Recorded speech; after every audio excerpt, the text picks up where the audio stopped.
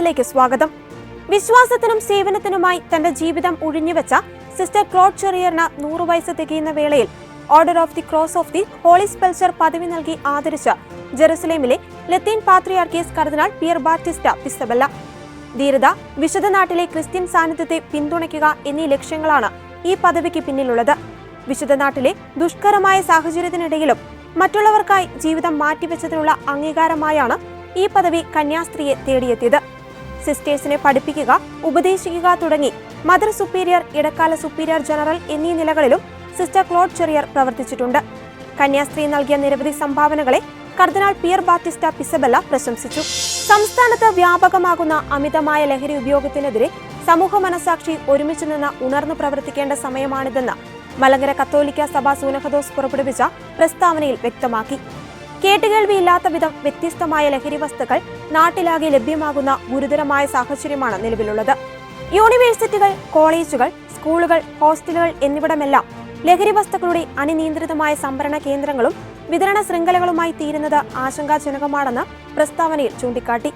അതിക്രൂരമായ ക്രിമിനൽ കുറ്റകൃത്യങ്ങൾ ചെയ്യുന്നതിന് യുവതലമുറയെ പ്രചോദിപ്പിക്കുന്നത് ലഹരി വസ്തുക്കളാണ്. ലഹരി ഉപയോഗം ആഘോഷമാക്കുന്ന സിനിമകളും സാമൂഹിക മാധ്യമങ്ങളും കർശനമായ നിരീക്ഷണത്തിനും നിയന്ത്രണത്തിനും വിധേയമാക്കേണ്ടതാണെന്നും മലങ്കര കത്തോലിക്ക സഭാ നേതൃത്വം അറിയിച്ചു. മധ്യപ്രദേശിൽ മതപരിവർത്തനത്തിന് വധശിക്ഷ വിധിക്കുമെന്ന് ഭീഷണിപ്പെടുത്തിയ BJP നേതാവിന്റെ പരാമർശങ്ങളെ അപലപിച്ച് ക്രിസ്ത്യൻ സമൂഹം. മധ്യപ്രദേശ് മതസ്വാതന്ത്ര്യ നിയമത്തിൽ മതപരിവർത്തനത്തിന് വധശിക്ഷ നൽകുന്നതിനുള്ള വ്യവസ്ഥ ഉൾപ്പെടുത്തുമെന്നാണ് മാർച്ച് 8 നടന്ന അന്താരാഷ്ട്ര വനിതാ ദിന പരിപാടിയിൽ സംസ്ഥാന മുഖ്യമന്ത്രി മോഹൻ യാദവ് പറഞ്ഞത്. എന്നാൽ ജനാധിപത്യ രാജ്യമായ ഇന്ത്യയിൽ ഏതൊരാൾക്കും ഏതൊരു മതത്തിൽ വിശ്വസിക്കുവാനും അത് പ്രചരിപ്പിക്കുവാനുമുള്ള അവകാശമുണ്ട്.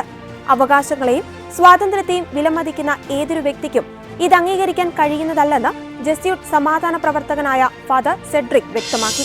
മെക്സിക്കോയിലെ ജാലിസ്കോ സംസ്ഥാനത്ത് സംഘടിത കുറ്റകൃത്യ പരിശീലന ഉന്മൂലന ക്യാമ്പ് കണ്ടെത്തിയതിനെ തുടർന്ന് രോക്ഷവും ദുഃഖവും പ്രകടിപ്പിച്ച കത്തോലിക്ക സഭ. തലസ്ഥാനമായ ഗ്വാഡലജാരയിൽ നിന്ന് ഏകദേശം 40 മൈൽ അകലെയുള്ള ഇസാബ്യുറെ റാഞ്ചിയിലാണ് മരണ ക്യാമ്പ് കണ്ടെത്തിയത്. ഇതോടെ തങ്ങളുടെ പ്രിയപ്പെട്ടവരുടെ അവശിഷ്ടങ്ങൾ തേടി അനേകരാണ് ഇങ്ങോട്ട് വരുന്നത്. നിലവിൽ 200-ലധികം ആളുകളുടെ മൃതദേഹ അവശിഷ്ടങ്ങൾ ഇവിടെ നിന്നും കണ്ടെത്തി. ആളുകളെ തട്ടിക്കൊണ്ടുപോവുകയും പിന്നീട് കൊലപ്പെടുത്തുകയും ചെയ്യുന്ന പല റാക്കറ്റുകളും ഇവിടെ പ്രവർത്തിക്കുന്നുണ്ട്. ഇതുകൂടാതെ കുറ്റവാളികളും ഇരയാക്കപ്പെട്ടവരും ധരിച്ചിരുന്ന വസ്ത്രങ്ങളും ഇവിടെ നിന്ന് കണ്ടെത്തി. 2024 സെപ്റ്റംബർ 18-ന് നാഷണൽ ഗാർഡ് നടത്തിയ ഒരു ഓപ്പറേഷനിലാണ് ഈ സ്ഥലം കണ്ടെത്തിയത്. അന്ന് തന്നെ 10ഓളം പേരെ പോലീസ് പിടികൂടിയിരുന്നു. ഇക്കഴിഞ്ഞ മാർച്ച് 9 മുതൽ പോൾ ആറാമൻ ഹാളിൽ വെച്ച് നടന്ന റോമൻ കൂരിയയുടെ നോമ്പുകാല ധ്യാനത്തിന് സമാപനം.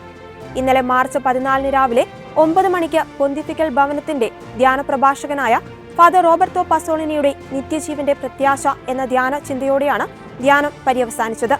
ഇറ്റാലിയൻ സമയം രാവിലെ 9 മണിക്ക് ആരംഭിച്ച സമാപന ധ്യാന സന്ദേശത്തിൽ മരണത്തിനുമപ്പുറം നിത്യജീവനിലേക്കുള്ള രൂപാന്തരീകരണത്തിന് നമ്മെ തന്നെ ഒരുക്കണമെന്ന് ഫാദർ പസോളിനി റോമൻ കൂരിയയോട് ആഹ്വാനം ചെയ്തു.